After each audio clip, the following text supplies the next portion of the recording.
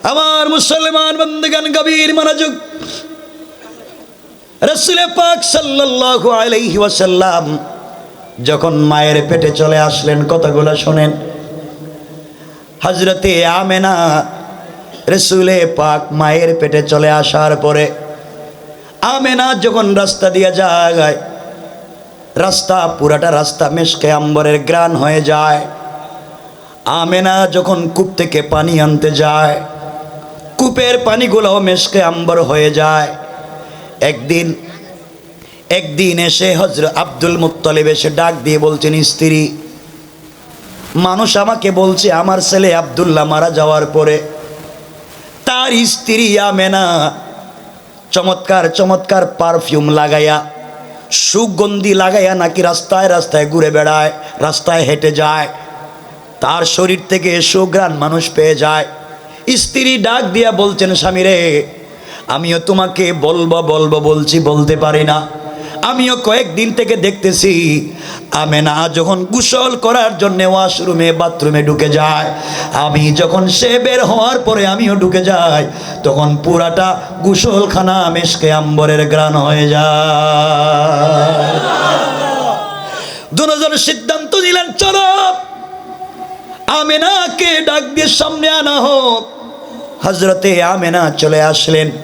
Abdul Muttalib ডাক দিয়ে বলছেন, শোনো আমেনা, তোমার কাছে জানতে যে আমার ছেলে আব্দুল্লাহ মারা গিয়েছে, কিন্তু তোমাকে কয়েকদিন থেকে বড় ফুরফুরা মেজাজে দেখা যায়। আমেনা বলছেন, বাবা আমি কি বলবো, আমি যখন রাস্তা দিয়ে হেঁটে যাই আমি দেখি আকাশের মেঘমালা আমাকে ছায়া দেয়, আমার শরীর থেকে মেশকে আম্বরের গ্রান বের হয়ে যায়। বাবা আমি যখন কূপের মধ্যে পানি আনতে যাই, কূপের কাছাকাছি যাওয়ার পরে কূপের ভিতর থেকে আওয়াজ আসে, আমেনা পানি নেবার জন্য তুমি কেন কূপের কাছে এসেছো? তুমি শুধু মনে মনে চিন্তা করলে পানি তোমার বাড়ি পর্যন্ত পৌঁছে যাইত। আব্বা এটা আমি করছি না, আমার পেটের ভিতরে আমার যেই সন্তান এসেছে, আমি তো প্রেগনেন্ট, আব্দুল্লাহর যেই সন্তান আমার পেটের ভিতরে এসেছে, আমার কারণে এগুলা হয় না, আমার পেটের ভিতরে যেই সন্তান এসেছে তার বরকতের কারণে পৃথিবীতে এগুলা ঘটে যায়। আব্বা আপনার কাছে বলতে চাই, আমি যেদিন প্রথম আমার পেটের ভিতরে সন্তান এসেছে, কে যেন আমাকে বলেছে, আমেনা পেটের ভিতরের সন্তানের নাম তুমি রাখবা না, এই সন্তানের নাম আমি রেখে দিলাম আহমদ অথবা মুহাম্মদ। এই কথা বলবার পরে আমি দেখি আমার ঘরের ভিতরে কয়েকজন নারী ঢুকেছেন, সবার হাতে জান্নাতুল ফিরদাউসের কাঁচা ফুল। ডাক দিয়ে একজন বলছেন, আমেনা আমি হইলাম ঈসা আলাইহিস সালাতু ওয়াস সালামের মা মারিয়াম, আমি তোমাকে সুসংবাদ দিতে এসেছি, তোমার পেটে যিনি এসেছে তিনি দুনিয়ার সাধারণ কেউ না, যাকে উপলক্ষ করে আল্লাহ তাআলা গোটা দুনিয়াকে সাজিয়েছেন সেই তোমার পেটে চলে এসেছে। সুবহানাল্লাহ, জোরে বলেন। আমেনা বাবার একজন বলেছে, আমি হলাম আসিয়া, ফেরাউনের স্ত্রী আসিয়া, তোমাকে সুসংবাদ দিতে এসেছি, তোমার পেটে যিনি আসছেন তিনি হচ্ছেন বিশ্বনবী। ও বাবা, আরেকজন মহিলাকে আমি দেখলাম লম্বা চৌড়া, ছোট করে, একটু স্বাস্থ্য কম, লম্বা চৌড়া। আব্দুল মুত্তালিব বলেন, তার নাম কি? ও বাবা আমি তাকে কয়েকবার জিজ্ঞাসা করলাম, চিনি না কেন? তিনি আমাকে জবাব দিলেন, আমি হলাম মুসার বোন কুলসুম। ডাক দিয়ে বলেছেন, শোনো তোমার পেটের ভিতরে যিনি এসেছে তিনি হলেন আল্লাহ তাআলার হাবিবুল্লাহ। আমি কথাগুলো লম্বা করতে চাই না, এগুলা বললে মূল আলোচনা সংক্ষেপ হয়ে যাবে। এক পর্যায়ে রাসূল পাক সাল্লাল্লাহু আলাইহি ওয়াসাল্লাম দুনিয়া আগমন করলেন। আমার বন্ধুগণ, যেই দিন রসুলে পাক আগমন করলেন, হাদিসে পাওয়া যায় হজরতে আমেনা বলেন, নারীদের যেইভাবে বাচ্চা ডেলিভারির সময় ব্যথা হয়, কষ্ট হয়, আমার তো কিছু হয় নাই।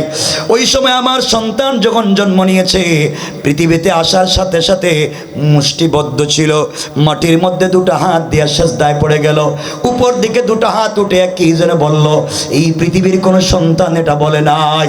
আমার বোন বলছে, আমার ছেলেকে আল্লাহ স্পেশাল করে দুনিয়ার জমিনে বানায়া দিয়েছেন।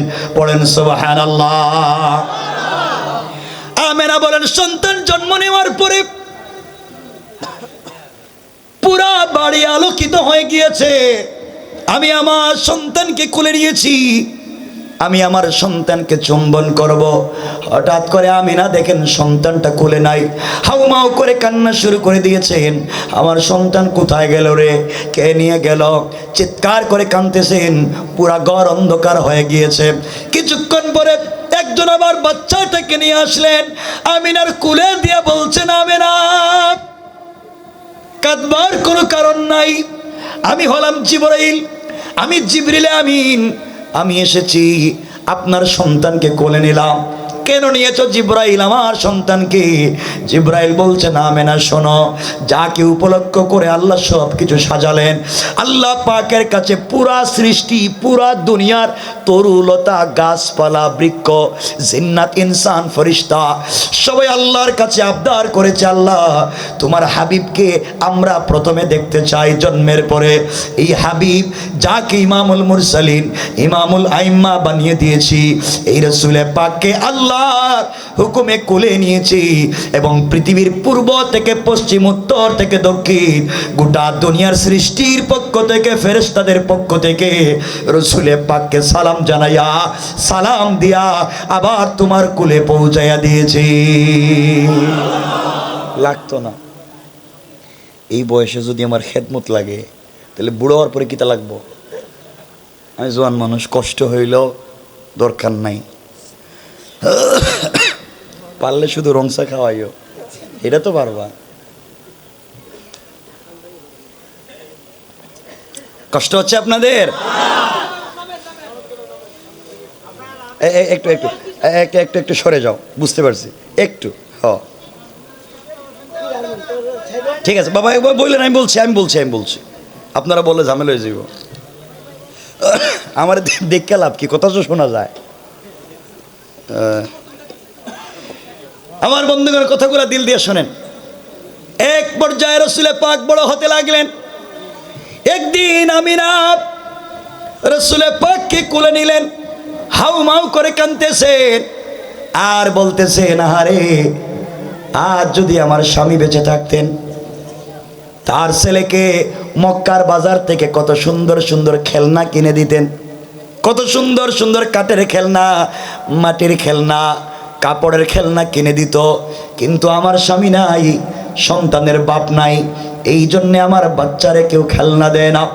আওয়াজ হলো, আওয়াজ হলো, আল্লাহ ডাক দিয়ে বলেছেন, আমেনা তুমি কাঁদতেছো, তোমার স্বামী বেঁচে থাকলে মুহাম্মদের জন্য খেলনা এনে দিত। কি খেলনা দিত? বাজার থেকে 2-4-5 টাকা দামের কাঠের খেলনা, মাটির খেলনা দিত। এই মুহূর্তে আমি আল্লাহ আমার বন্ধুর জন্যে আসমানের চন্দ্র, সূর্য এবং তারকাগুলাকে খেলার সাথী বানাইয়া দিলাম। আমার নবীজি যখন মাথা নাড়ায়, আকাশের চন্দ্র নামাতা নাড়ায়, আমার নবীজি যখন হাত পা নাড়ায়, আকাশের তারকাগুলাও নাড়ায়। আল্লাহ বলেন, আকাশের চন্দ্র, সূর্য, তারকাগুলাকেও আমার বন্ধুর জন্য খেলার সাথী বানাইয়া দিলাম। পড়েন সুবহানাল্লাহ। কয়েকদিন পরে আমেনা কান্না করতেছে আর বলতেছে, আহারে আমার স্বামী যদি বেঁচে থাকতো, আমার বাচ্চাটাকে নিয়ে কত জায়গায় ঘুরতে যাইতো, উক্কাজের মেলায় যাইতো, মাজান্না যাইতো, তায়েফে যাইতো। আমার সন্তানের বাপ নাই, কেউ আমার এতিম বাচ্চাটারে কোলে নিয়ে কোথাও ঘুরতে যায় না। আওয়াজ হলো, আল্লাহ ডাক দিয়া বলেছেন, আমেনা স্বামী থাকলে কোথায় নিয়ে যাইতো? বড় জোরে উক্কাজের মেলায় যাইতো। না হয় মা জান্নাতে যাইতো, এর চাইতে দূরে কোথাও যাইতে পারবে না। আমি আল্লাহ কথা দিলাম, এমন একদিন আসবে পৃথিবীতে, এমন একদিন আসবে রে, আমি আমার বন্ধুকে সফর করাইয়া মক্কা থেকে বাইতুল মুকাদ্দাস নিয়া, ওখান থেকে 1 আসমান 2 আসমান 3 4 5 6 7 উপরে নিয়া সিদরাতুল মুনতাহায় নিয়া জান্নাত জাহান্নাম দেখাইয়া, আমি আল্লাহ যেখানে থাকি আরশে আজিমে নিয়া ফাকাবা কাউসাইনি আওয়াদনা, দনুক বাঁকা করলে যত কাছে আসে রে, আমি আমার বন্ধুকে আমার সামনে বসাইয়া সামনাসামনি বসে আমার বন্ধুর সঙ্গে কথা বলতে চাই। আল্লাহু আকবার। ওটাই মেরাজ।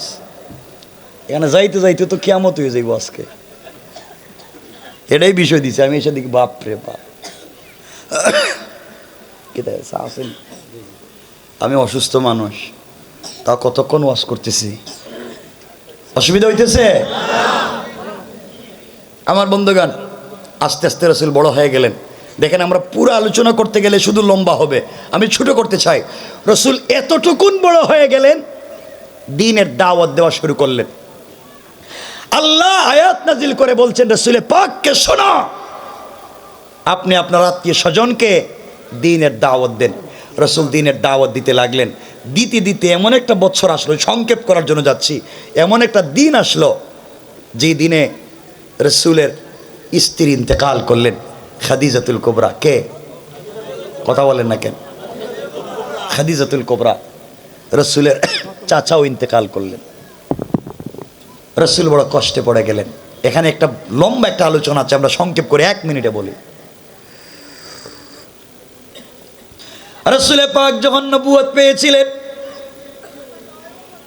আল্লাহ বলেছিলেন, বন্ধুরে, দ্বীনের দাওয়াত দিতে গেলে কমপক্ষে 2 জিনিস লাগে। আপনি যদি পৃথিবীর সকল জায়গায় দ্বীনের দাওয়াত দিতে চান, পয়সা লাগবে। পয়সা ছাড়া কিন্তু দ্বীনের দাওয়াত দিতে পারবেন না। বিদেশে গিয়া কালিমার দাওয়াত দিতে পারবেন না, পয়সা লাগবে। আল্লাহকে, আল্লাহ রসুলকে আল্লাহ জানাইয়া দিলেন, বন্ধুরে, এই জন্য আমি আল্লাহ মক্কার সব থেকে বড় শিল্পপতি নারী খাদিজাকে তোমার প্রতি দুর্বল করে দিলাম। সে তোমার স্ত্রী হয়ে গেল, কালিমা পড়ে মুসলমান হয়ে যাওয়ার কারণে আমি আল্লাহ তার সমুদয় সম্পদ দ্বীনের রাস্তায় ব্যয় করে দ্বীনের দাওয়াত দেওয়ার জন্যে আমি আল্লাহ তোমার পয়সার ব্যবস্থা করে দিলাম। আর জোরে কোন? দ্বীনের দাওয়াত দিতে গেলে ক্ষমতাও লাগে, পাওয়ার লাগে। আপনার যদি শক্তি না থাকে, সকল অফিসে দ্বীনের দাওয়াত দিতে পারবেন না, থাপড়ায় বাইর করে দিব। আমার বন্ধুগণ, আল্লাহ বলছেন, বন্ধুরে, আমি আল্লাহ তোমার চাচার দিলকে নরম করে দিছি। তোমার চাচা কালিমা পড়ে নাই, কিন্তু রসুলের পাককে হাত ধরে একদিন হাতিমে কাবায় নিয়ে গেছেন আবু তালেব। হাতিমে কাবায় নিয়ে বলছেন, শোনো বিশ্ববাসী, মক্কাবাসী, এটা আমার ভাতিজা আব্দুল্লাহর ছেলে। আমি কালিমা পড়ি নাই তা সত্য, কিন্তু আমি যতদিন বেঁচে আছি আমার ভাতিজার শরীরে একটা ফুলের টুকা যদি পড়ে রে, এই মক্কার কাউরে আমি আস্ত রাখবো না। আল্লাহু আকবার। আল্লাহ বলেন, বন্ধুরে, চাচার মাধ্যমে তোমার ক্ষমতাও দিয়েছি, বড় মক্কার পাওয়ারফুল মানুষ তুমি, তো দ্বীনের দাওয়াত দেওয়ার জন্য দুটোটা আছে, পয়সাও আছে, ক্ষমতাও আছে। সুতরাং আজকালকে যারা মনে করে হুজুররা শুধু মসজিদে থাকবে, তাদের পয়সার দরকার নাই, তাদের ক্ষমতার দরকার নাই, তারা হুজুরদেরকে আবদ্ধ করে রাখতে চায়। ঠিক কিনা বলেন? আমার বন্ধুগণ, রসুলের দুনুটা আসেনি, দ্বীনের দাওয়াত দিতে লাগলেন। এমন একটা বছর আসলো, রসুলের স্ত্রীও ইন্তেকাল করলেন, চাচাও ইন্তেকাল করলেন, এখন ক্ষমতাও নাই, পয়সাও নাই। এবার আল্লাহর কাছে ডাক দিয়ে বলছেন, আল্লাহ, তুমি আমাকে বলেছো, ক্ষমতাও দিয়েছো, সম্পদ দিয়েছো, দুজনকে 1 বছরে নিয়ে গেলা। আয় আল্লাহ, আমি আর মক্কায় থাকতে পারবো না, মক্কার মানুষ আমাকে মেরে ফেলবে। এই জন্যে নবীজি চলে গেলেন তায়েফে। চিন্তা করলেন নানার বাড়িতে যাই, কারণ নানার বাড়ির মানুষ তো বাইক নাকে নাতিকে মোহাব্বত করবে। নবীজি নানার বাড়ি তায়েফে চলে গেলেন। যাদের সাথে শৈশব কৈশোর কেটেছে তাদের কাছে গিয়ে বলছেন, আসলিম তাসলাম, ইসলাম কবুল করো, শান্তিতে থাকবা। এই শুধু এই কথা বলবার কারণে, তাওহীদের দাওয়াত দেওয়ার কারণে আমার রাসূলকে পাগল মনে করে আঘাত করতে লাগলো, ইট পাটকেল নিক্ষেপ করতে লাগলো, পুরা বডিকে জখম করে রক্তাক্ত করে দিল। আমার রাসূল অজ্ঞান হয়ে পড়ে গেলেন। আমার বন্ধুগণ, লম্বা ইতিহাস, পুরা বডিতে বসন্তের মতো দাগ হয়ে গিয়েছে। নবীজির মতো উদার মনের মানুষ হয়ে যাও। এমন সময়ে একজন ফেরেশতা এসে বলছেন, পয়গম্বরে আরবি, আপনি আমাকে বলে দেন আমি তায়েফের দুই পার্শ্বের পাহাড়কে একত্রিত করে হত্যা করি। কেউ বললেন পাথর বৃষ্টি দিয়া মেরে ফেলি, কেউ বললেন ভূমিকম্প দিয়া মেরে ফেলি। আমার নবী বললেন, না না, তোমরা যদি ওদেরকে মেরে ফেলো আমি কার কাছে দিনের দাওয়াত দিব? আল্লাহুম্মা গফিরলি কওমি ফাইন্নাহুম লা ইয়ালামুন। তোমরা আমার জাতিকে মেরে ফেলো না, ওরা বুঝে নাই, আমি ক্ষমা করে দিয়েছি। আমার মন বলছে এমন একদিন আসবে রে, তাদের সন্তানেরা এই পৃথিবীতে দ্বীনের ঝান্ডা উঠাইয়া দিবে। আল্লাহু আকবার বলেন। এই বাংলাদেশেও যারা আল্লাহু আকবার, সুবহানাল্লাহ, আলহামদুলিল্লাহ, জাযাকাল্লাহ, শুকরিয়া, এই নামগুলা বললে যাদের চুলকায় মনে রাখবেন, এই দেশের যুবকেরা নারে তাকবীর, আল্লাহু আকবার, সুবহানাল্লাহ, আলহামদুলিল্লাহ, আল্লাহর নামের জিকির করবে। যারা এদের বিরোধিতা করবে তারা জাতির দুশমন হয়ে যাবে।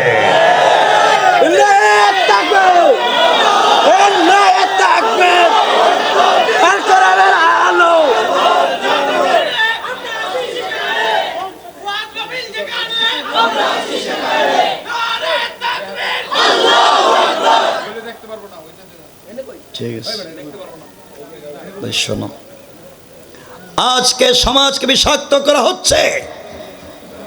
আমার বন্ধুগণ, রাসূল পাক তায়েফে গেলেন, মানুষ তাকে রক্তাক্ত করেছে, মেরে ফেলে দিয়েছে, মেরেছে।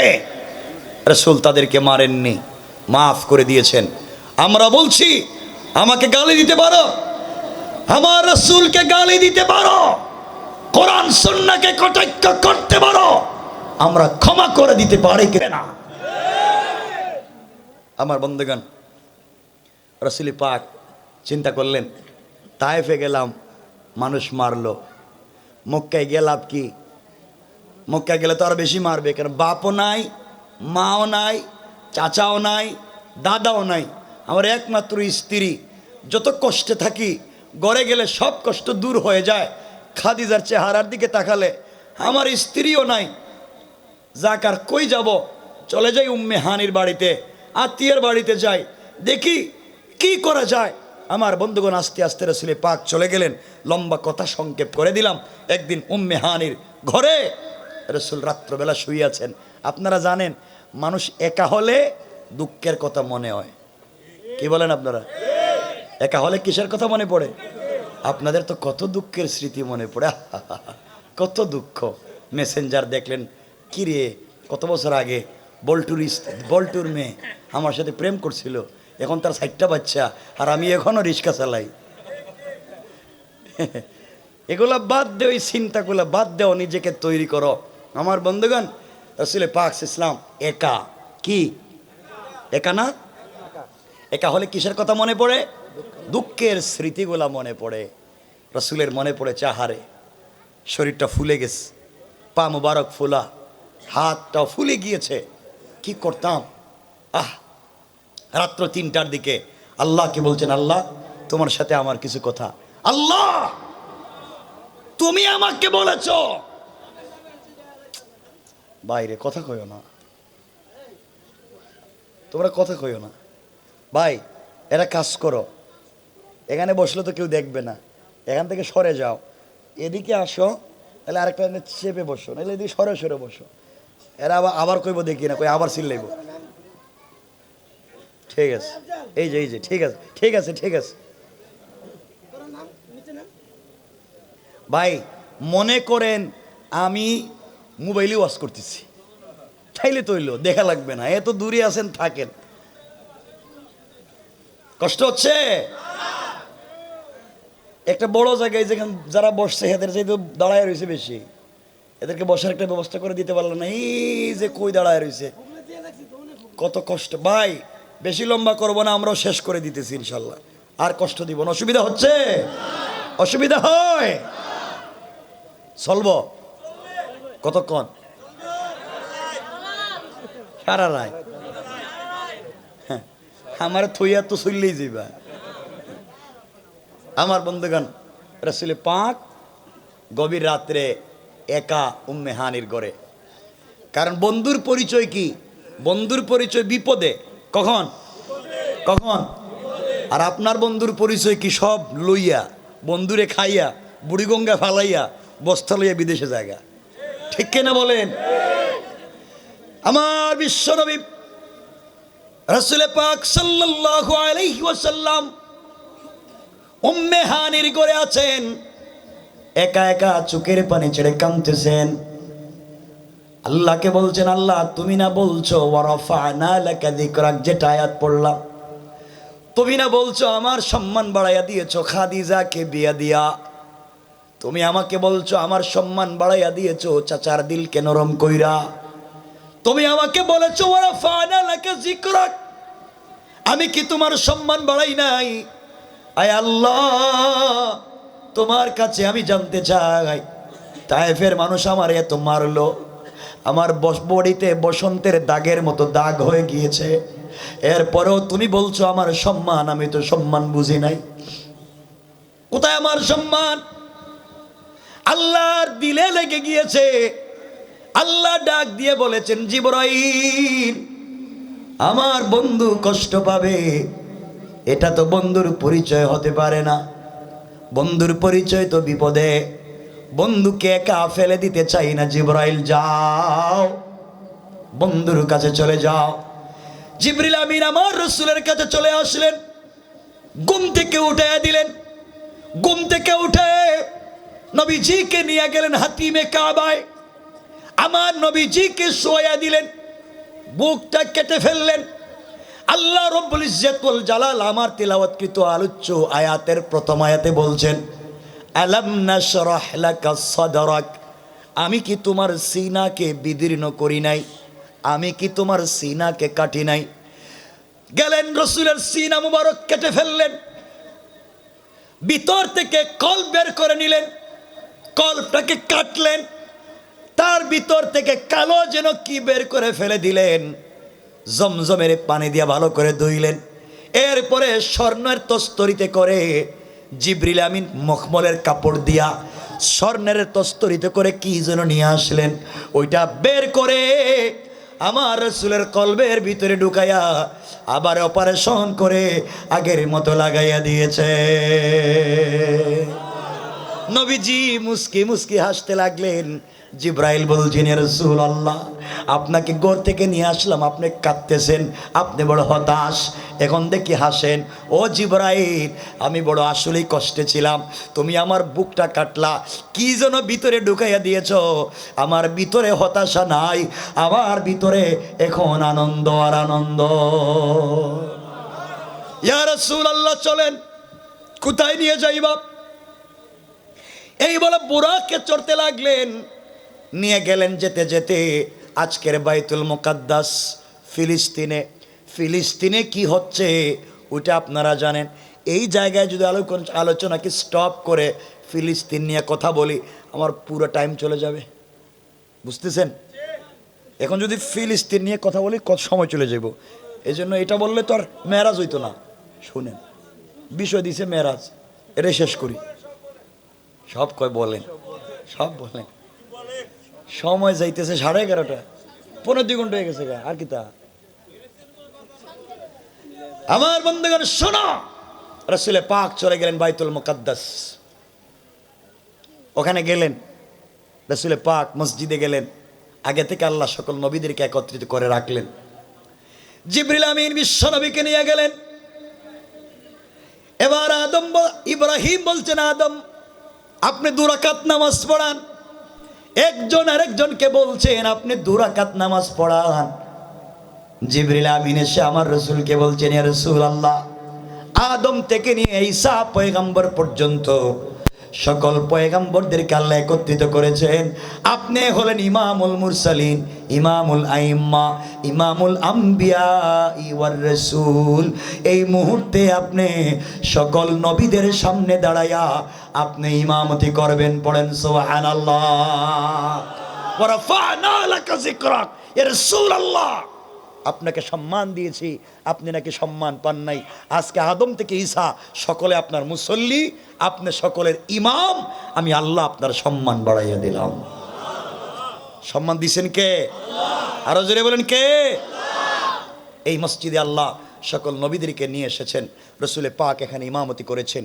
এই মসজিদ, এই ফিলিস্তিন, এই প্যালেস্টাইন হাজারো আম্বিয়া কেরামের চারণ ভূমি। শত শত আম্বিয়া কেরাম এখানে শুয়ে আছেন, শত শত আম্বিয়া কেরাম শুয়ে আছেন, যারা এই জমিনকে আজকে ধ্বংস করে দিচ্ছে, যারা এই জমিন থেকে মুসলমানদেরকে উৎখাত করে দিতে চায়। মনে রাখবেন অনেক দিন আসবে এই জমিন মুসলমানদের হবে। এই মসজিদ থেকে আবারও গোটা দুনিয়ায় দ্বীনের আওয়াজ বুলন্দ হবে ইনশাআল্লাহ। আমার বন্ধুগণ, রাসূল পাক ইসলাম ইমামতি করলেন, সকল নবীরা যার যার মতো করে চলে গেলেন। জিবরাইল বলছেন, ইয়া রাসূলুল্লাহ আপনি কি চলে যাবেন?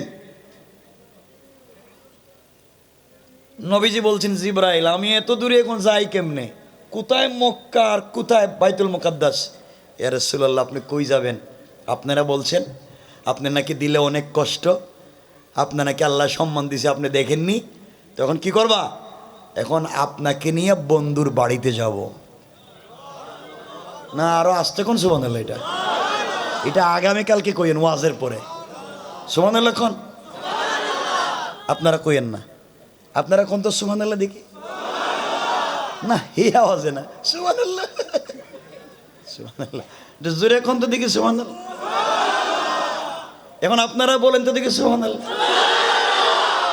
হেরে কি দেয়া? এরা দেখি জোরে কয়, হেরা দেখি আসতে কয়। আমার বন্ধুগণ, কথা কষ্ট পাইছেন আমার কথায়? যাক, রাসূল পাক ইসলামকে নিয়ে চলতে লাগলেন। জিবরিল আমিন আসমানের দিকে, খুব মনোযোগ দিয়ে শোনেন। জিবরিল আমিন বিশ্বনবীকে নিয়ে চলেন আসমানের দিকে। প্রথম আসমানের দরজায় চলে গেলেন। জিবরাইল আসমানের প্রথম দরজায় নক করলেন। ভিতর থেকে আওয়াজ এসেছে, কে? জিবরাইল বলছেন, আমি জিবরাইল। ও জিবরাইল, বেয়াদবি মাফ করবেন, আসমানের গেট খুলে দেওয়া যাবে না। কেন খুলে দেওয়া যাবে না? আল্লাহ যেদিন আসমান তৈরি করেছে ওই দিন থেকে নিয়া আরশে মুআল্লা পর্যন্ত লাল গালিচা বিছাইয়া রাখছে, জান্নাতের কাঁচা ফুল ছিটিয়ে রাখছে, জান্নাতের ঝড় বাতি লাগাইয়া রাখছে, জান্নাতের মেশকে আম্বর ছিটিয়ে রাখছে। এই রাস্তা দিয়া কেউ যেতে পারবা না, এই রাস্তা দিয়া যাবে আল্লাহর বন্ধু হাবিবুল্লাহ। জিবরিল আমিন ডাক দিয়া বলতেন, শোনো ফেরেশতারা,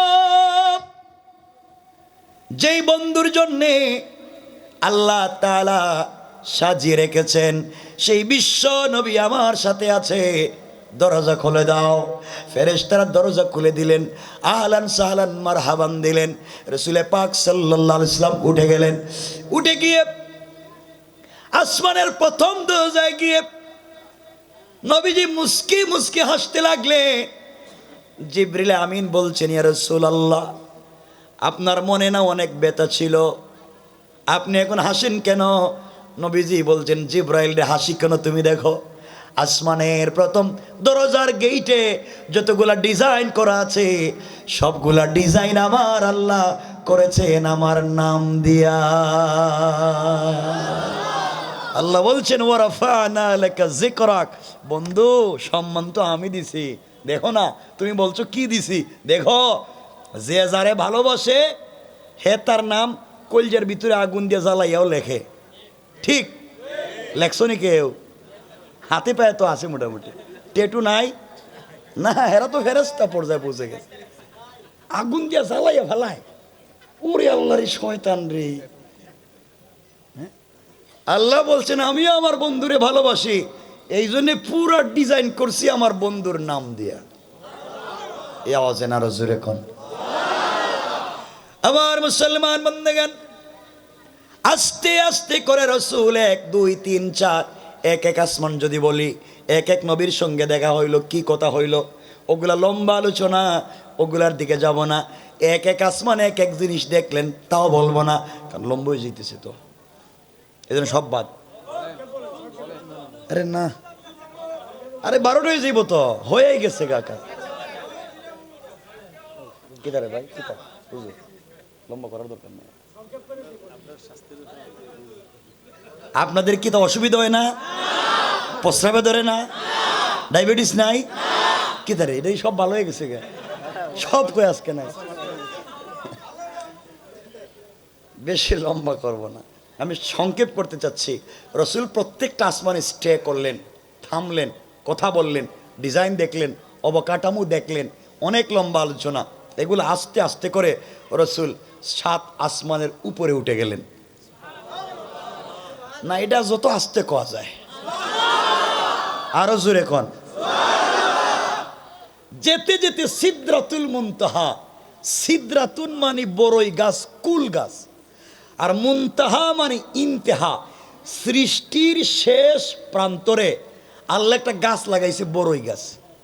কি গাছ? এক একটা বড়ই এত মোটা, 10 থেকে 70 মণ ওজন। আপনারা খাইতে পারবেন নি? কয় না, কয় আপনার 10-20টা খাইতে পারবেন জান্নাতে। এক একটা পাতা হাতির কানের চাইতেও বড়। নবীজি সিদরাতুল মুনতাহায় গিয়া বড়ই গাছের পাতায় ধরে এভাবে তাকাইয়া হাসতেছেন। জিব্রাইল রসুলের হাসির আওয়াজ শুনে পিছন দিকে তাকায় বলছেন, ইয়া রাসূলুল্লাহ, ঘটনা কি? আপনারা কাঁদতেছিলেন আর এখন থেকে মুসকি মুসকি হাসেন, ঘটনা কি? এত খুশি? নবীজি বলেন, জিব্রাইল আসো না আমার কাছে, আল্লাহ যে আমারে এত ভালোবাসে পাগলের মতো, এটা কি আমি জানতাম? এটা গাছের পাতা, এখানে এসে দেখি পাতার এক সাইডে আল্লাহর নাম আর এক সাইডে আমি রসুলের নাম লিখে দিয়েছে। আল্লাহ বলেন, ওয়ারাফা'না লাকা যিকরাক, বন্ধুরে আমি তোমার সম্মান বাড়িয়ে দিয়েছি। আল্লাহু আকবার। আমার বন্ধুগণ, আমার ভাইরা, এক পর্যায়ে দেখলেন অনেক কিছু। রাসূল পাক সাল্লাল্লাহু আলাইহি ওয়াসাল্লাম দেখে আসছেন জান্নাতে। কই? জান্নাত দেখতে। জিব্রাইল বলছেন, এটা আপনার আবু বকরের বাড়ি, এটা আপনার ওমরের বাড়ি, এটা উসমানের বাড়ি। হঠাৎ করে নবীজি শোনেন জান্নাতের ভিতরে কে হাঁটতেছে, হাঁটে। জিব্রাইল, আমার আগে কে আইছে জান্নাতে? ইয়া রাসূলুল্লাহ, কেউ না তো, মাত্র আপনি প্রথম। আমি যদি প্রথম, তাহলে হাঁটে কে? কার আওয়াজ শোনা যায়? জিবরিল আমিন বলছেন, ইয়া রাসূলুল্লাহ, আপনি একটু লক্ষ্য করে দেখেন কার পায়ের আওয়াজ শোনা যায়। নবীজি ধ্যান করলেন, ধ্যান করে বুঝতে পারলেন, জিব্রাইল রে, এটা তো আমার কলিজার টুকরা সাহাবী, গরিব সাহাবী, আমার মুয়াজ্জিন বেলালের পায়ের আওয়াজ শোনা যায়। ও জিবরাইল, আমার বেলালের খড়মের আওয়াজ শোনা যায়। বেলালের আওয়াজ কেমনে এসেছে? লম্বা কথা। নবীজি মেরাজ থেকে আসার পরে বেলালকে বলছেন, বেলাল রে, তোমার আওয়াজ আমি জান্নাতে শুনছি, হাঁটার আওয়াজ, বলো না দুনিয়ায় কি আমল করো? বেলাল চোখের পানি ছেড়ে বলছেন, ইয়া রাসূলুল্লাহ, আমার স্পেশাল কোনো আমল নাই। আমি যখনই ওযু করি 2 রাকাত নামাজ পড়ি, যখনই মসজিদে ঢুকি 2 রাকাত নামাজ পড়ি। আল্লাহর রাসূল বললেন, এই জন্য আল্লাহ কবুল করেছেন। আওয়াজ হলো, জিবরিল আমিন বলছেন, ইয়া রাসূলুল্লাহ, আল্লাহ জানিয়ে দিয়েছে। বেলাল আল্লাহর কাছে কান্না করে বলেছে, আল্লাহ, এই নবীজির জন্যে এত কষ্ট করেছি, মানুষ আমার উপরে পাথর দিয়ে চাপা দিছে, রডকে গরম করে আমার মুখের ভিতরে সেক দিছে। ইয়া রাসূলুল্লাহ, এত কষ্ট করছি নিজেই নবীর জন্যে, এক মিনিটের জন্যে সেই নবীর সামন থেকে আমি চলে যাই, আমি চাই না। আমি যতদিন থাকবো রসুলের সঙ্গে থাকবো। এক মিনিটের জন্যে রসুল থেকে আমি দূরে থাকতে চাই না। জিবরাইল বলছেন, ওগো পয়গম্বর আরবি, আল্লাহ বেলালের কথাকে গ্রহণ করে কবুল করে নিয়েছেন। এই জন্য আল্লাহ বলতে চাইলেন, বন্ধুরে, দুনিয়ার সবাইকে না জানাইয়া তুমি মেরাজে আসতে পারো, আমার বেলালকে তুমি একা রাখতে পারো না। বেলালের সঙ্গে ওয়াদা দিয়েছি, তুমি যেখানে বেলাল সেখানে। এই জন্য রাসূল যখন জান্নাতে যাবে, যেই গুড়ার পিঠে, যে উটের পিঠে সওয়ার থাকবে, ওই উটের লাগাম থাকবে হযরতে বেলালের হাতে। আল্লাহ বললেন, বন্ধুরে, এই জন্যে আমি বেলালকে ওয়াদা দিয়েছি, তুমি যেখানে বেলাল সেখানে। আমি তো বেলালকে মেরাজে আনতে পারি না, এই জন্যে তোমাকে মেরাজে এনে আমি আল্লাহ বেলালের পায়ের আওয়াজকে রেকর্ড করে জান্নাতে ছেড়ে দিলাম। আল্লাহু আকবার। নবীজি আরো কিছু দূর গেছেন, গিয়া শুনেন জান্নাতের ভিতরে কে কোরআন শরীফ পড়তেছে। নবীজি বললেন, জিবরাইল, এটা কি? কোরআন শরীফ পড়ে কে জান্নাতে? ইয়া রাসূলুল্লাহ, আমি জানি না, এটা আপনি দেখেন। আমার নবীজি খুঁজতে লাগলেন, আখরাজান নাসাই মিন তরিক az-যুহরি আন উরওয়াতা আন আয়েশা রাদিয়াল্লাহু তাআলা আনহা قالت قال رسول الله صلى الله عليه وسلم دخلت الجنة فسمعت قراءة فقلت من هذا فقيل حارثة بن النعمان فقال رسول الله صلى الله عليه وسلم كذلكم البر وكان برا بأمه। নবীজি বলছেন, জিবরাইল, এটা আমার গরীব সাহাবী হারিসা ইবনে নোমানের পায়ের আওয়াজ, হারিসা ইবনে নোমানের তেলাওয়াত শোনা যায়। জিবরাইল রে, হারিসা ইবনে নোমান তো বাচ্চা মানুষ, ক্ষেত খামার করে, গরিব ছেলে, তার আওয়াজ কেমনে জান্নাতে আসলো? জিবরাইল বলছেন, ইয়া রাসূলুল্লাহ, গতকালকে হারিসা তার মায়ের খিদমত করেছে, মা তার খিদমতের উপরে সন্তুষ্ট হয়ে আল্লাহর কাছে দোয়া করছে, আল্লাহ তার মায়ের দোয়াকে কবুল করে নিয়া হারিসা দুনিয়ার জমিনে জীবিত থাকা অবস্থায় তার কোরআনের তেলাওয়াতকে জান্নাতে রেকর্ড করে দিয়েছে। সুবহানাল্লাহ, জোরে পড়েন। আমার কথা বুঝতেছেন আপনারা? রাসূল অনেক কিছু দেখলেন, সিদরাতুল মুনতাহা ঘুরলেন, ঘুরতে ঘুরতে ঘুরতে ঘুরতে একটা জায়গায় গেছেন। এখন যেটা বলতেছি, এটা সুনান হাদিস, ঐতিহাসিক তত্ত্ব। এক জায়গায় যাওয়ার পরে জিবরাইল বলে, ইয়া রাসূলুল্লাহ, আমাকে মাফ করে দেন। কেন? আমি আর সামনে যাইতে পারবো না। কেন যাইতে পারবো না? ইয়া রাসূলুল্লাহ, এই যে আমার পাসপোর্ট আছে, পাসপোর্টের মেয়াদ আছে, ভিসাও আছে, ভিসার মেয়াদ আছে, সব ঠিক, কিন্তু আপনি যে রোডে দিয়ে যাইবেন, এই রোডের পারমিট নাই। কি নাই? রোড পারমিট ছাড়া কি গাড়ি চালাইতে পারবেন? ইয়া রাসূলুল্লাহ, সব ঠিক, পারমিট নাই। এখন আপনি যেখানে আছেন ওখানে থাকেন, যেই বন্ধু আপনার দাওয়াত করছে ওই বন্ধু আপনারে নিয়ে যাইব। এত আসতে, আপনাদের আওয়াজ যত কমবে আমার সময় তত কমবে। সোজা আওয়াজ, আর কোনো কথা নাই। আমার বন্ধুগণ, রাসূল সাল্লাল্লাহু আলাইহি ওয়াসাল্লাম দাঁড়ায় রয়েছেন। মানুষ একা হলে কি মনে হয়? কথা বলেন না কেন? দুঃখের কথা, সুখের কথা মনে পড়ে। রাসূলের মনে পড়তেছে, আহারে, যদি আমার স্ত্রীটা বেঁচে থাকতো। আজকে আমার স্ত্রী নাই, এজন্য কেউ আজকে রাসূল সাল্লাল্লাহু আলাইহি ওয়াসাল্লামের মনে পড়তেছে স্ত্রীর কথা। আহারে, যদি আমার স্ত্রী থাকতো, খাদিজা কত কষ্ট করছে আমার জন্য, কত উপরে খাবার নিয়ে গেছে গারে হেরায়, কতদিন পড়ে গেছে বুড়া মানুষটা, ৭৫ বছরের বৃদ্ধা খাদিজা রাসূলের জন্য খাবার নিয়ে গারে হেরায় গিয়েছেন।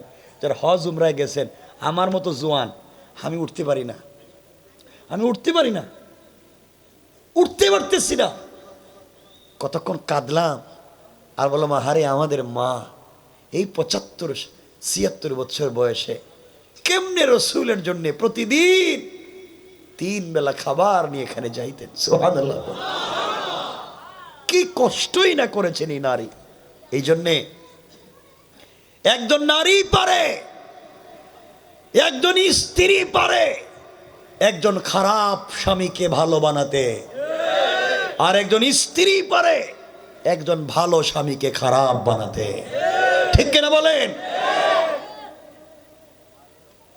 আমার বন্ধুগণ, রাসূল ইসলাম চিন্তা করলেন, আজকে যদি আমার বাপ থাকতেন, তার দিল ভরে যাইতো, তার ছেলে কত উপরে আসছে, কত সম্মান। কিন্তু কারে বলবো? মা নাই, বাপ নাই, ভাই নাই, বোন নাই, চাচা নাই, দাদা নাই, স্ত্রীও নাই। আমার এই আনন্দের খবর কাকে বলবো? জওয়ানেরা, মা বাপকে দেখো, একদিন আসবে তোমার পয়সা হবে, কিন্তু মা বাপকে হাতে দেওয়ার মতো সুযোগ পাবা না।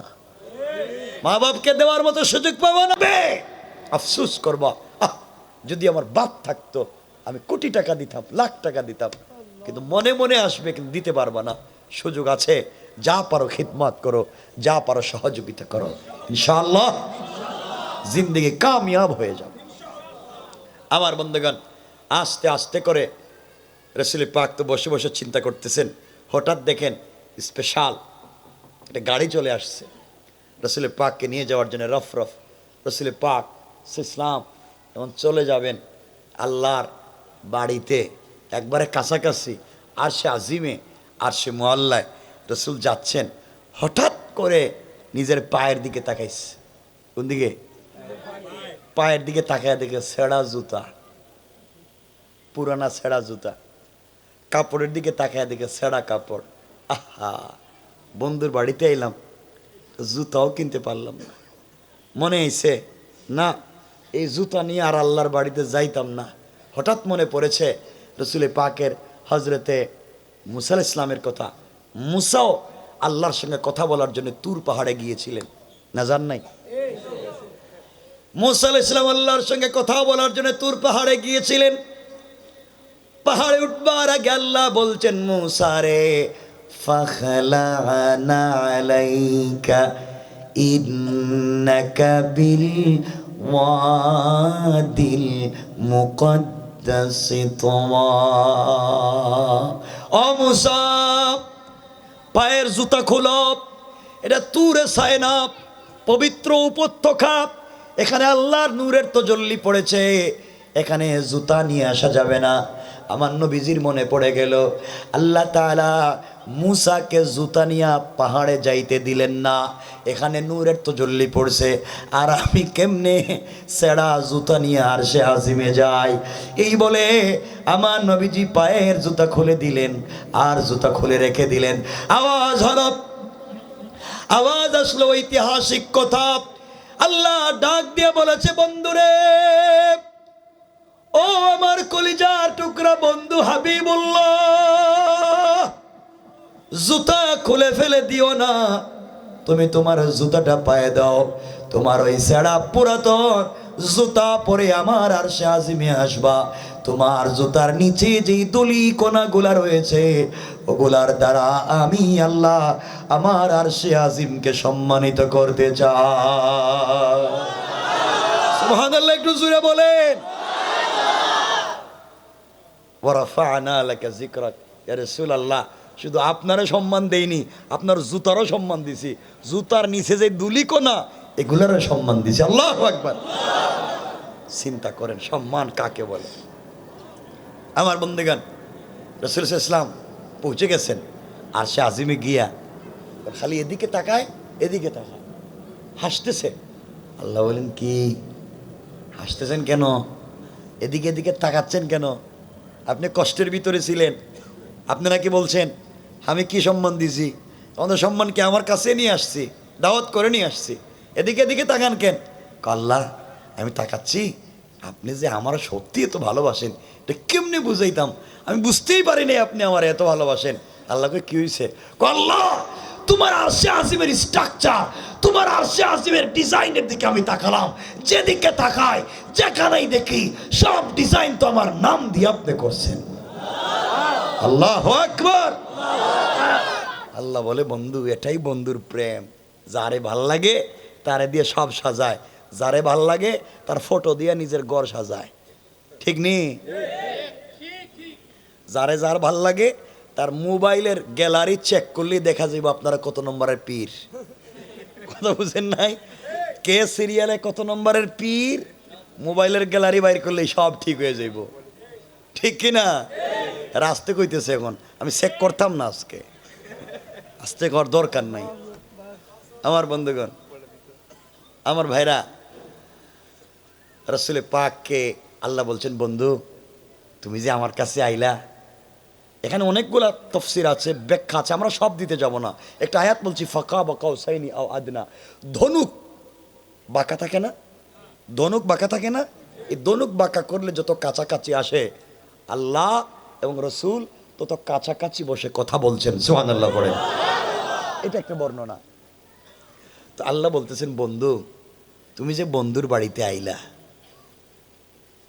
মানুষ তো বন্ধুর বাড়িতে গেলে হাত দিয়ে তুফা লইয়া যায়, তুমি যে আমার বাড়িতে আইলা খালি হাতে আইসুনি, না কিছু আনছ?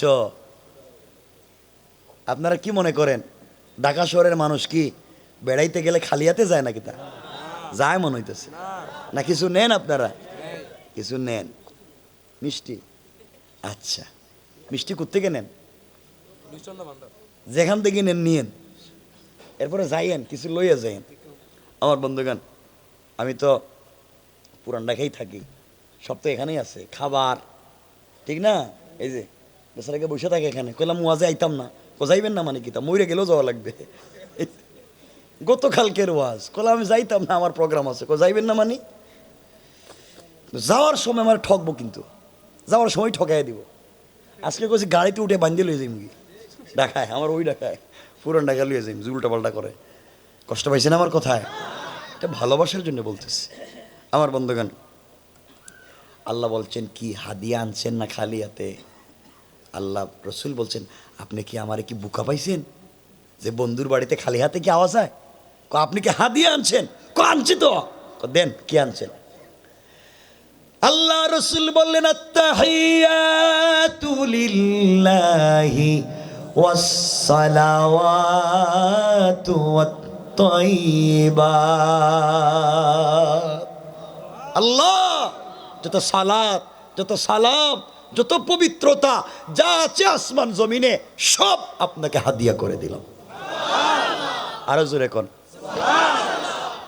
আল্লাহ জবাব দিলেন, আসসালামু আলাইকা আইয়ুহান নাবিয়্যু ওয়া রাহমাতুল্লাহি ওয়া বারাকাতুহু। আসসালামু আলাইকা আইয়ুহান নবী, নবী আপনার সালাম। নবীজি নিচের দিকে তাকাইয়া কাঁদতেছে। আল্লাহ বলেন, কান্দেন কেন? আপনারা সালাম দিলাম আমি, আপনি সালামের জবাব দিবেন, কাঁদবেন কেন? আমার নবী কান্নার কণ্ঠে বলছেন, শোনেন, আয় আল্লাহ তাআলা, আপনার বাড়িতে আমি এসেছি, আসার পরে আপনি কত কথা জিজ্ঞাসা করলেন, কে কেমন আছে। এখন আপনি আমাকে সালাম দিলেন, আপনি আমার কাছ থেকে সালামের জবাব চান। এতক্ষণ আপনার সঙ্গে কত কথা বললাম, আমি কেমনে সালামের জবাব দিই? আপনি একবারও আমার গুনাহগার উম্মতের কথা জিজ্ঞাসা করলেন না। আল্লাহু আকবার। যেই উম্মতের জন্য তায়েফের ময়দানে রক্তাক্ত হয়েছি, শরীর থেকে রক্ত ঝরেছে, পুরাটা বডি বসন্তের মতো দাগ হয়ে গিয়েছে। আল্লাহ আপনি আমাকে সালাম দিয়েছেন, আমার উম্মতগুলাকে সালাম দিলেন না। আমি ততক্ষণ পর্যন্ত আপনার সালামের জবাব দিব না যতক্ষণ পর্যন্ত আপনি আমার উম্মতদেরকে সালাম না দিবেন। আল্লাহু আকবার বলেন। আল্লাহ রাব্বুল ইজ্জত ওয়াল জালাল সহ ফেরেশতারা সহ সবাই বলতে লাগলেন, আসসালামু আলাইনা ওয়া আলা ইবাদিল্লাহিস সালিহিন। সকলের প্রতি সালাম, ইবাদে সালেহ বান্দা যারা তাদের প্রতি সালাম। আমার রসুল তো মাথা উঠান না, কথাও বলেন না, সালামের জবাব দেন না। আল্লাহ বলছেন, বন্ধুরে সালামের জবাব দেন না কেন? আমি তো সবাইকে সালাম দিলাম। নবীজি বলছেন, আল্লাহ তাআলা আপনি তো আমাকে সরাসরি সালাম দিলেন, আর আমার উম্মতেরা পান্থপথে কাঁঠাল বাগান গ্রিন রোডে রাস্তায় পড়ে আছে, তুমি তাদেরকে সালাম দিলা না। আমাকে যেইভাবে সরাসরি সালাম দিছেন, আমার উম্মতকে সরাসরি সালাম না দেওয়া পর্যন্ত আমিও তোমার সালামের জবাব দিব না। আল্লাহু আকবার! কি পাগল উম্মতের পাগল দরদি নবী। ওখানে গিয়াও লাখ লাখ কোটি কোটি মাইল দূরে গিয়াও উম্মতের কথা ভুলে যায় না। আর উম্মত কেমনে এখানে বৈশা রাসূলকে ভুলে যায়, কেমনে ভুলে যায়? আমার বন্ধুগণ, আল্লাহ বলছেন এখন কে কোন জায়গায় আছে, কেউ আমেরিকায়, কেউ লন্ডনে, কেউ বাংলাদেশ। আমি কেদের বাড়ি বাড়ি দেশে দেশে গিয়ে সালামের জবাব দিব, সালাম দিব। আমার নবীজি বলছেন আল্লাহ তাআলা কেমনে দিবেন আমি জানি না, কিন্তু সালাম না দেওয়া পর্যন্ত জবাব দিব না। আল্লাহ বললেন বন্ধুরে, দাওয়াত দিয়ে আনছি আপনাকে কষ্ট দিবার জন্যে না, কষ্ট দিতে চাই না, কথা দিলাম তোমার উম্মতের সঙ্গে কিয়ামতের হিসাব নিকাশের পরে তোমার উম্মতেরা যখন জান্নাতে চলে যাবে, ওই দিন আমি আল্লাহ একটা প্রোগ্রামের আয়োজন করব দারুস সালাম নামক জান্নাতে। একটা স্টেজ করব, যে স্টেজে লক্ষাধিক আম্বিয়া কেরামের জায়গা হয়। ওই দিন তোমার উম্মতদেরকে বসার জন্য এক একটা চেয়ার দিব। এটা প্লাস্টিকের চেয়ার না, হীরা জবরদস্ত ইয়াকুত মণি মুক্তা পাথর দিয়ে তৈরি করা এক একটা চেয়ার, জমিন থেকে আসমান পর্যন্ত উঁচা। ওই প্রোগ্রামে হামদে বারি তাআলা পরিবেশন করবার জন্য দাওয়াত করব ইসরাফিল আলাইহিস সালামকে, বিশেষ অতিথি হিসাবে দাওয়াত করব পয়গম্বর দাউদ আলাইহিস সালামকে, প্রধান অতিথি হিসাবে দাওয়াত করবেন আমার নবী, আপনার নবী কলিজার টুকরা বিশ্ব নবীকে। আর ওই প্রোগ্রামের সভাপতিত্ব করবেন স্বয়ং আল্লাহ। আল্লাহ বললেন বন্ধুরে, ওই দিন আমি আল্লাহ তাআলা তোমার উম্মতেরা যখন চেয়ারে বসা থাকবে, আমি আল্লাহ জান্নাতের পর্দা সরাইয়া দাঁড়াইয়া দাঁড়াইয়া তোমার বান্দাদেরকে, তোমার উম্মতকে আমি আল্লাহ সালাম দেওয়ার ওয়াদা দিলাম। নবীজি খুশি হয়েছে, আল্লাহ এবার খুশি হয়েছে, আপনি আমার উম্মতরে সালাম দিবেন। কিন্তু আল্লাহকে এখন আবার কিন্তু কি, সালাম তো দিব কইলাম, তে আবার কিন্তু কি, কোয়াল্লা খিল্লিয়াতমাইন্না কালবি, অন্তরে শান্তি পাইতেছি না। আপনি সালাম দিবেন সত্য, আপনি মিথ্যা কথা বলেন না, কিন্তু একটু লিখা দেন, কাগজে লিখে দেন, আপনি সালাম দিবেন লিখে দেন। আল্লাহু আকবার বললেন না? আরো জোরে বলেন আল্লাহু আকবার। আপনিই তো বলেছেন ইলা আজালি মুসাম্মান ফাকতুবুহু ওয়াল ইয়াকতুব বাইনাকুম কাতিবুন বিল আদাল। তোমরা কিছু করলে লেখালেখি করো, লেনদেন করলে লেখালেখি করো, সাক্ষী রাখো। আপনি লিখে দেন, আপনি যে সত্যি সালাম দিবেন লিখে দেন। আল্লাহু আকবার বলেন না? আল্লাহ বলেন কাগজে লিখে দিব না, আমি ডাইরেক্ট কোরআনের আয়াত বানাইয়া দিব। আল্লাহু আকবার।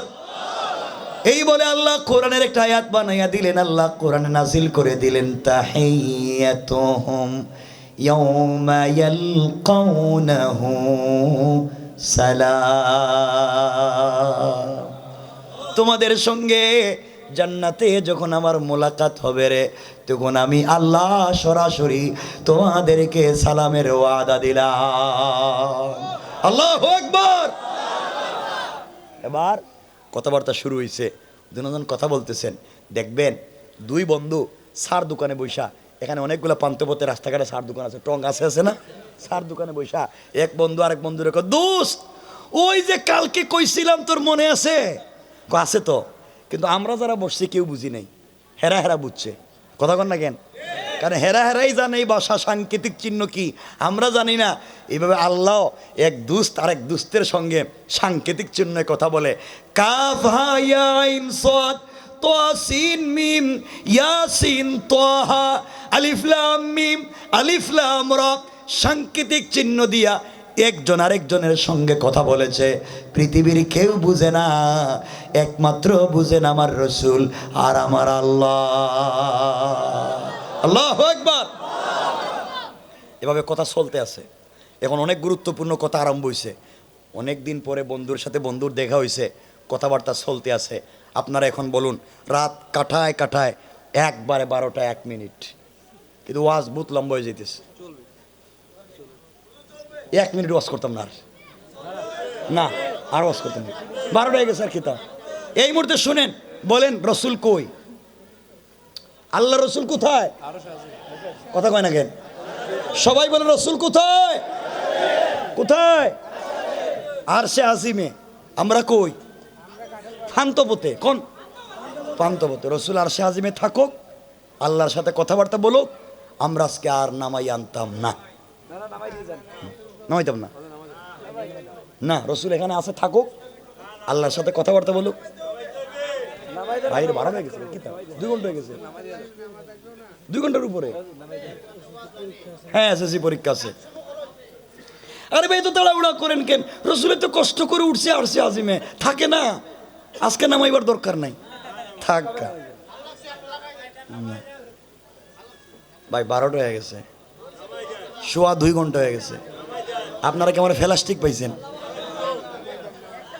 না শুনেন আমাদের বাচ্চারা আমাদের ভাই বোনেরা পরীক্ষা দিচ্ছে আল্লাহ যদি বাচ্চায় আমি কখনো আসি বা আমি যেহেতু নারিন্দায় থাকি নারিন্দায় আমি নারিন্দায় থাকি অলরেডি মানে জুমা পড়াই আমাদের ঢাকার প্রথম মসজিদ